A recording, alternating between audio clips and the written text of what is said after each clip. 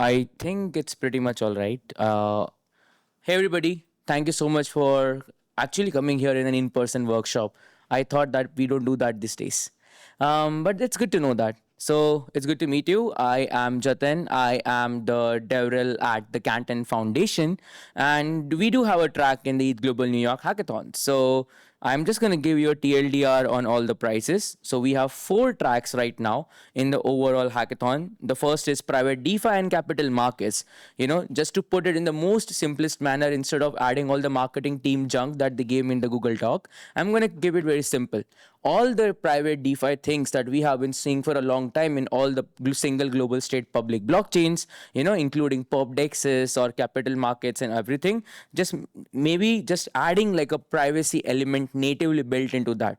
So we are in times where privacy is the talk of the town. Now, instead of talking everybody about TPS, now everybody's talking about, hey, do you have privacy? What's your privacy model? How we can keep things protected, right? So I feel like every single DeFi use case can now have a privacy element as a part of them. So the first one is basically in the most simplest manner is we will definitely be looking forward to how people can use the same mechanisms that they are used to, whether it's perp 6 or like adding like native privacy for all the public facing side in your DEXes, or like margin management, dark pool matching, lending and borrowing, collateralized protocols, everything that you have been seeing, but adding like a native privacy element as a part of it. The other one that this is something that which is very Canton special or Canton specific, because right now we have been growing very instantly and more than I even thought of in the tokenized and all that side, right? So we have been seeing a lot of people trying to build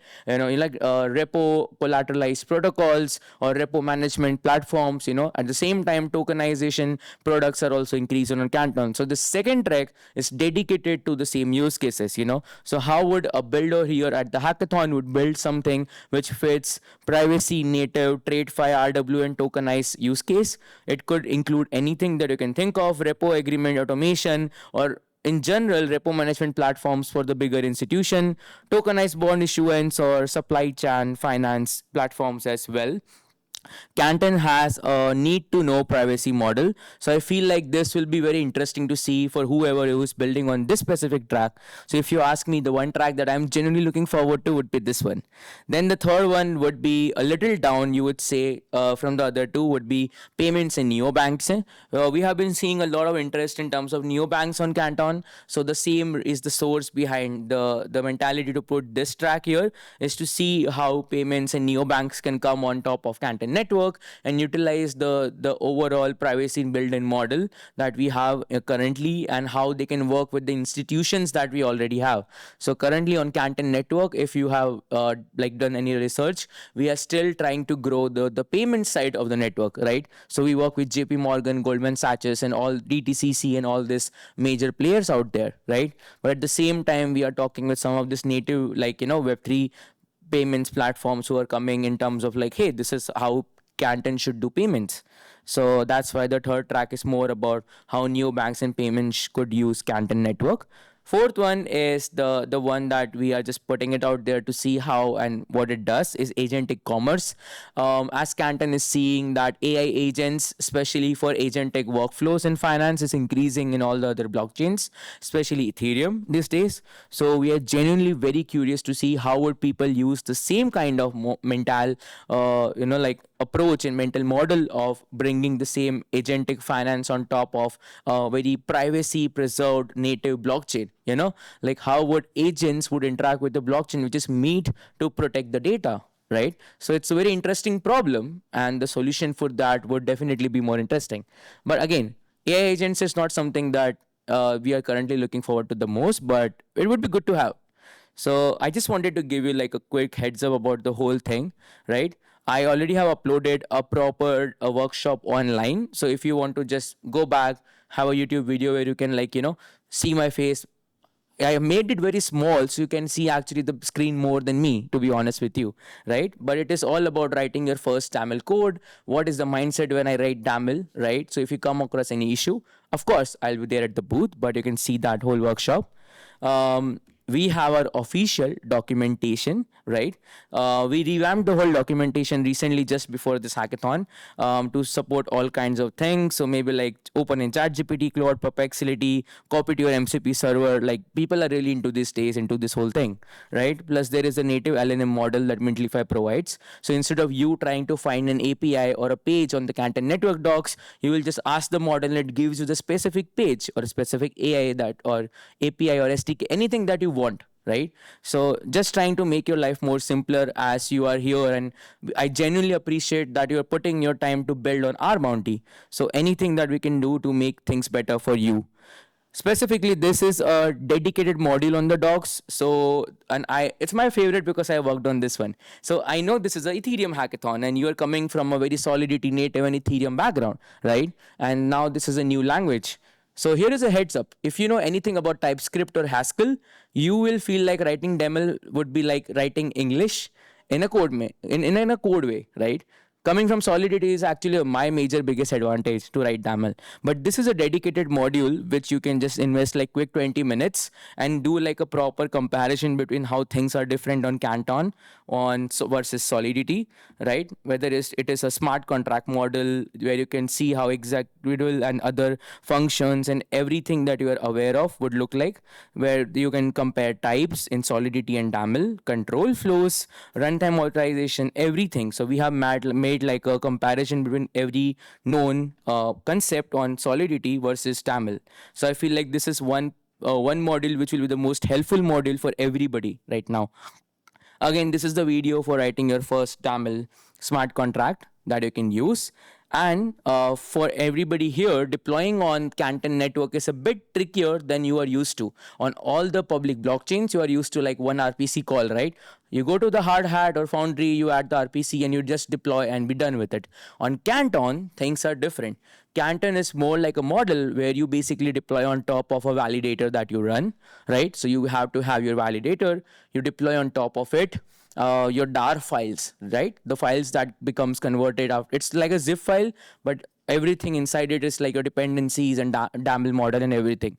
So to make sure that you don't have to go to that kind of headache, we have this new tool, and I have a guide of it on my GitHub as well, which is known as a Seaport tool.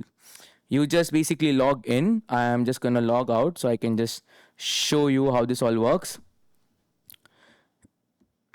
So there is this whole tool called Devnet Seaport.io. You just log in using a loop wallet, right? That's it. You just log in. I'm just going to come back here. I have to sign in, which I'm definitely not going to do it in front of you guys, right? But the most simplest manner is either you directly connect to GitHub where you are basically building your whole project, or you start building it here. You could say this is basically our version of a Remix IDE, right? And what we are doing for this particular hackathon is we already have an organization named ETHGlobal New York. So you don't need a validator to do any deployment at all, okay? You will just do as you are used to. You write your whole smart contract or bring your smart contract from GitHub and you just click on build or deploy button and you can directly deploy on a DevNet validator, which is already pre-configured. All I need to do is just add your parties on top in the whole organization and you can just send me all the parties. For example, every single party of your team here and I can just add you or just send me on Discord, simplest manner possible. So you know what, let it be. It's not like I hold any coins. I'm just gonna make it. What is this? Okay, let it be. So yeah, that is basically everything that I wanted to tell you about a basic 101. Now, since this is a workshop, right, we are going to talk about Canton network a little more. So now, as I said, the network architecture is genuinely different than what you are used to, right? Instead of having one single blockchain where you just use the RPC calls to deploy, instead of that, on Canton, the whole architecture is flipped. You have one single global synchronizer operated by the foundation, right? Every single entity on the blockchain has its own validator. JP Morgan has its own validator. You could say DTCC has its own validator, right? So every single entity runs their own validator or a participant. And then you have a global synchronizer model, which makes sure that you have a atomicity across all the validators out there. So when you just compare Canton to any single blockchain model which is already out there, it is genuinely very different. Data visibility is only limited to the stakeholders or the parties, right? Or on the other front as well, instead of addresses, Canton has something called as a party. So whenever I say party, party, party, it is not exactly like a different thing. So when you use a wallet on Canton network, you just create something called as a party instead of a wallet, right? So the privacy model is some sub transaction privacy. That means that, for example, two people are in a trade and they decide that only the parties of those two people can see the data. Then there is no way that any other party or any other entity out there in public or on the Canton network can see what's happening between those two parties. So for example, you create a project where only and only the user and the, for example, a lender has to see amount of how much they have given versus how much that has been collateralized. You can limit the view between that, and there is no one else who can basically do that. um, I'll make sure that you have the whole PPT afterwards as well. So now this is how DAML is like genuinely very different than what you are used to, right? On DAML, we don't have the same loops and functions and logics and all that. We have a few terms that we use in DAML. We have the blueprints that we call as templates, right? It is basically a more of a access based programming language. So you define who can do both. For example, I am somebody who has my own party, right? I have two more people in the front row, so I need to just make sure that I am the one who signs off on every transaction, right, as a signatory. Other two are basically the one who are just seeing how things are. They cannot write or change anything. They can just observe, right? You are allowing them to see the change in your smart contract or the changes of the data that you bring, right? So that's why you have things like observer, contract, choices, and all that. Again, parties, we don't have addresses, okay? We have something called as parties. So when you create a wallet, you don't get a wallet address, you get a wallet party on Canton network, right? So to make things more and more clear here, we currently have, this is a general structure of Canton's DAML model looks like. You start the whole contract with a module, right? You have normal templates. Template is just basically one part of the whole blue point, right? So okay, I'm gonna keep it pretty simple. So this is the template, right? So template starts here and ends here, but this is not a full smart contract. Template is just one function, right? So you can see the difference here. On Solidity, you are writing one function that concludes everything. Here you have templates. Template is like something that you use down the line. So instead of calling function ID, use the template ID, right? So that is why we have something called as templates, inside which, as you can see, it is much more just like defining things instead of writing the logic behind it. You say you are declaring a template called token, then you are saying owner is a party, right? So this is how parameters work. Whenever you define an entity, you just say that that particular entity is a party, right? Where, again, you define what is the access that that particular person has, right? So if there is a person who is the owner, for example, I am the owner of the smart contract, right? Then my access is signatory. That means that I have to sign off of these transactions. I am the owner and responsible for the whole thing, right? So when you transfer the token to somebody else, that new person becomes the old person. So this is a general model of how a normal DAML template looks like. Okay. Now it's another example of that. Something I just quickly had before this hackathon is how a normal trade proposal looks like in DAML when you write it, right? So this is how a normal template just doing a proposal and request look like, where you are just defining who is the buyer, what is an asset, and what is a price. Okay, where you have a signatory, which is the seller, right? So anything that seller sells to somebody else, they have to sign off that, hey, I'm signing off that I am selling this particular commodity, right? So the buyer is a party, that means it is an entity, right? Then you have the asset, which is, let's just say, ETH, and the price is again the price, right? Where signatory is the seller, observer is the buyer, and choice is just like and now this choice is a word you could say we use as a function. So choice is basically just defining the functionality, right? As you would say, contract ID trade. Trade is the whole thing, right? Contract controller is the buyer. Controller means who controls this functionality, who can make this functionality happen. So buyer has to buy to get something. Seller has is the signatory. That means seller has to sign off, right? So that is the whole thing. Then you basically just say do create trade with seller buyer asset price. That means you, yeah, please.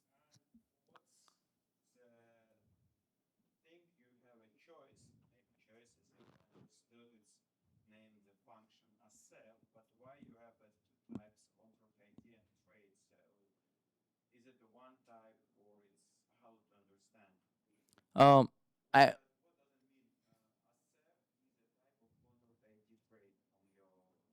Okay, so the choice is just starting the function, right? The choice could be instead of accept, you can be like choice could be, sell asset or something like this. So, yeah. So this is not like a particular type where you are defining exactly. It is like choice is the functionality, and you are just like accepting the trade from the buyer's behalf.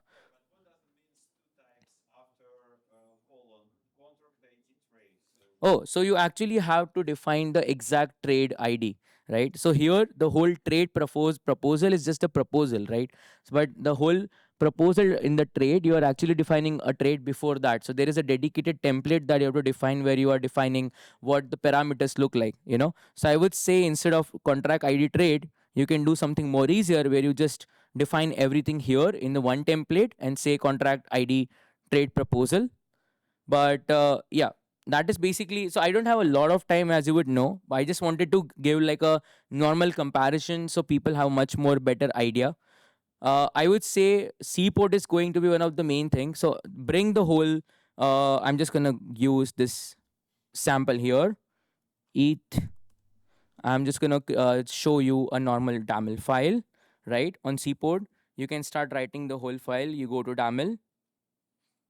I'm just gonna wait a little because of internet, I guess, maybe. um yeah, anyways, so once you start writing the whole YAML file, right, you killed on build project which builds the whole thing, then you deploy. So when you start deploying, you already get a validator, so you don't need to set up it. It's called as 5 north validator, right? So when you do that, you can basically just deploy on top of devnet. And if you come across any issue while doing the whole tamil, right, when you're, because I know it's the first time, so when if you come across any issue comparing how daml looks like, you can always come to me, right?